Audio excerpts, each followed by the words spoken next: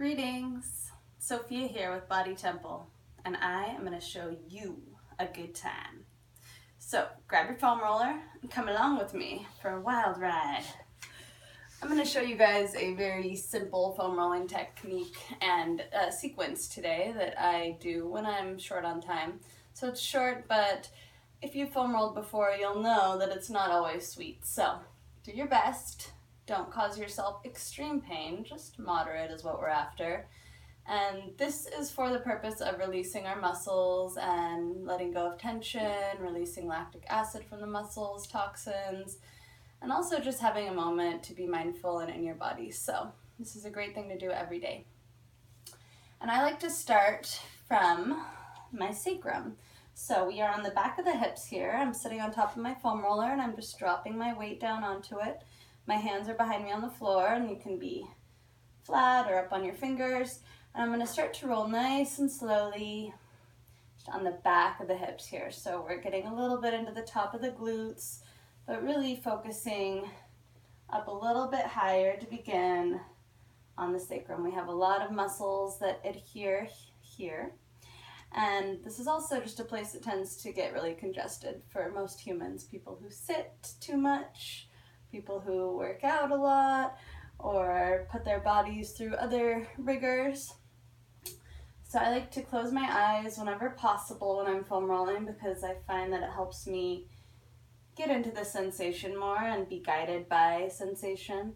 So I'm a yogi as well as a weightlifter and dancer, and I like to bring the philosophies of yoga and some of the techniques into these other realms because I feel that we all need ways and pathways to be more connected to our bodies and move in a way that's really good for us. So moving symmetrically on the back of the hips here, you'll notice I'm not on my low back, I am on the hips. And from here I'm going to roll down a little further, and I'm going to now roll onto the side of my hip here and start to work the glute medius and just really getting into the meaty muscle of the glute here. So I've rocked over to my side. I'm not all the way on my side. I'm about halfway over. And I'm working right on the edge of this hip here. So we have a lot of tiny muscles in here as well. A lot of the external rotators, the piriformis muscles that can get really, really tight, especially if you've been doing your single leg deadlifts or kettlebell swings, squats, any of these that start to build muscle in this area. So if you want more sensation here, you are going to pick up the leg of the hip you are on, and you're going to cross it over your other leg. And then this is going to just allow this area to open up even more. So there's lots of trigger points in here. I'm just going to find one.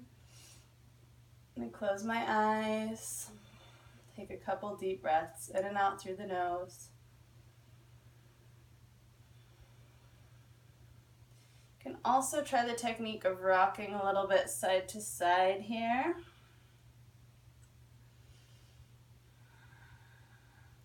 So whatever you're doing, be intuitive, let your body's wisdom guide you here, but just don't go too fast. Okay, if you go fast, there's a high likelihood that you're just gonna miss over one of your problem areas or a trigger point that could really use some releasing, okay? When trigger points are left untreated, they can turn into scar tissue and other more serious injuries down the line. So we're gonna roll over to our other hip now. Okay, so again, scoot my hips over a little bit, about halfway over, rocking to the side here, either just staying like so or taking your ankle over your knee. So do try to think about your body positioning when you do these things. Try not to be crumpled over in a little ball here. I'm just trying to kind of extend my spine, roll my shoulders back, get my body as comfortable as I can. And some of this is going to feel really awkward in the beginning. If you feel like you're just struggling and falling off your foam roller and feeling awkward, then chances are you're on the right path. Okay. So again, looking for a trigger point, looking for a place of sensation, more intense sensation most likely. I found one. It's okay to vocalize here. If you need to scream, you can scream. If you need to cry, you can cry. If you need to laugh uncontrollably, do that. Okay, whatever helps you release, okay? I find some big exhales through the mouth. Help me. So whatever works for you, okay?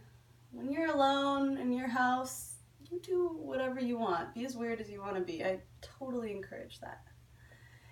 All right, so from here, I'm going to come back to center. And believe me, I could have spent another 5 minutes on each one of those sides, but for the purposes of today, we're just going to move on. And if you want to come back to this after the video, please do. So we're going to skip the low back today.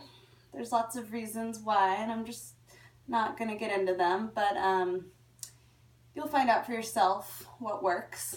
But if you're new to foam rolling, we're going to skip over it, and we're going to start on our thoracic spine here. So the mid-back, the part where your ribs attach, okay, and do keep your core just a little engaged here. So draw the navel in towards the spine. If you have long hair, you're probably going to want to pull it up, otherwise you're likely to get it caught under your foam roller, otherwise just supporting your head here. Okay, so again, I'm nice and symmetrical, my weight is even. I'm going to lift my hips away from the floor, and I'm going to start to walk my feet away from me. Okay, so the foam roller is going to slowly start to move up my back, and I always feel like I'm getting a chiropractic adjustment here, lots of snap, crackle, and pops.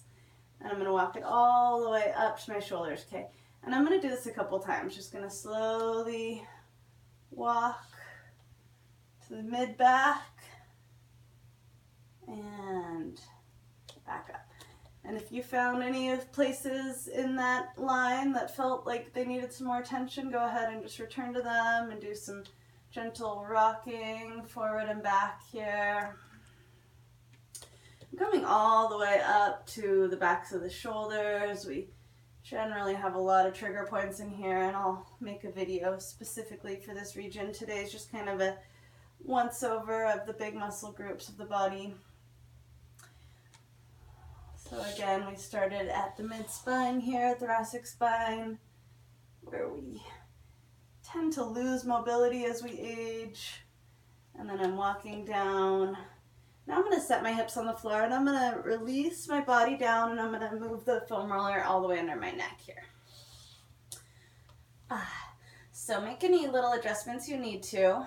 You could scoot up a little bit to bring the foam roller down more on the traps, or you could come up a little higher, right behind the head, top of the neck.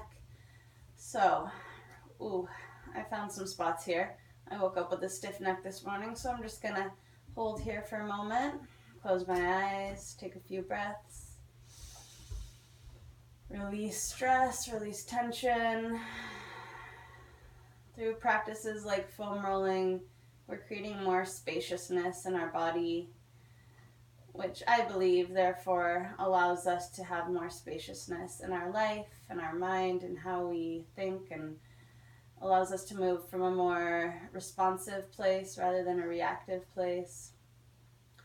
So from here, you can gently start to rock your head side to side. And this is heavenly. This is one of my favorites. I can do this for 5-10 minutes once I get going. Nice, slow rocking motion, loosening up the neck, top of the shoulders, releasing trigger points in the neck that can cause headaches and just overall tension. And when you get up from this one, make sure you support your head, engage your core, and just kind of sit on up. So we're just going to hit one more muscle group today, and that is the quads. Okay, really, really big muscles. They can hold a lot of tension. So you're going to end up in kind of a forearm plank position here. So I'm going to release down onto the foam roller, and I'm going to come onto my forearms. So when we're in this position, we want to make sure that our belly isn't dropped down and our back really arched like this.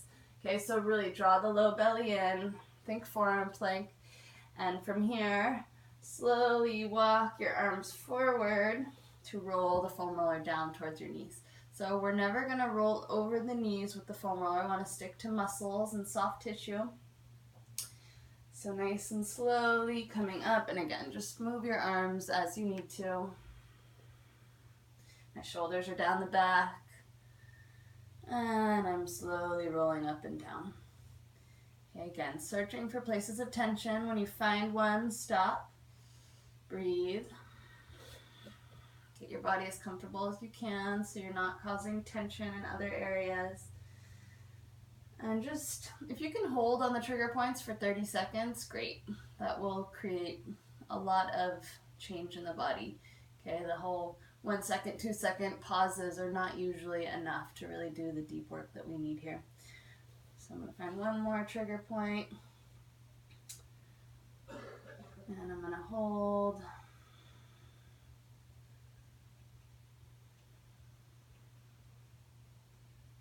Again, slight rocking motion forward and back, or even side to side can help you find those trigger points. I'll cover some of the more asymmetrical foam rolling techniques later. One last roll. And this is one part of the body that I feel like can really handle some deeper pressure. So if you have a really squishy foam roller, you might not feel like you get enough from this. So I recommend having a couple different foam rollers if you can, because different parts of our body can handle more or less pressure than others. So the last thing we're going to do here is a little restorative kind of yoga technique. So we're going to do our child's pose with our hands on the foam roller. So you're going to walk the foam roller out. You're going to sink your hips down and back as far as they'll go. And you're going to start to release your body down. So I'm going to keep my rib cage kind of pulled in here rather than flared out in a back bendy position. So I pull it in, I'm going to walk this down, and that's going to allow me to feel more opening in my shoulders, especially as I start to drop my heart down through my shoulders and release my head towards the floor. My arms are straight and slightly active. And just go ahead and take a few deep breaths here. I feel a nice opening through my upper back and shoulders and arms. And then of course the low back stretch that child's pose provides.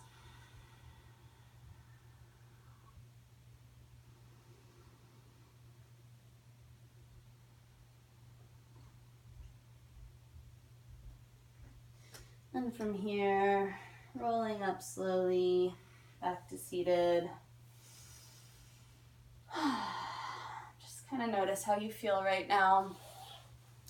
So we may not be able to afford to get a sports massage or chiropractic adjustment every week, but we can definitely find 5, 10, 20 minutes in our day to do something like this that will really help you feel better and just greet your day with more ease.